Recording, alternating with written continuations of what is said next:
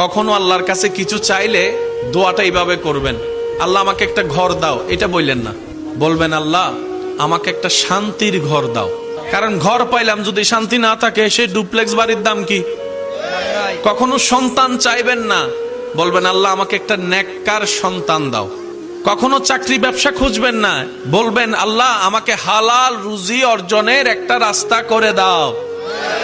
কারণ আপনার যদি সন্তান সন্ত্রাস হয়ে বসে, বাপদাদা 14 গোষ্ঠীর ইজ্জত, এই সন্তান হওয়ার চাইতো। আমি কি বুঝাতে পারছি কথা? এবার দেখেন আল্লাহ এমন দয়াবান, যারা নামাজ পড়ে তাদেরকেও দেয়, যারা নামাজ পড়ে না তাদেরকেও দেয়।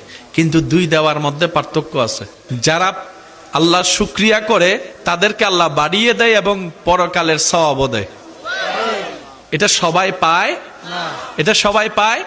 তো এমন একজন রব যদি আমাদের থাকে, আমাদের তো আসলে টেনশন করার কোনো দরকার, যদি ভরসাটা আমরা সেভাবে করতে পারি।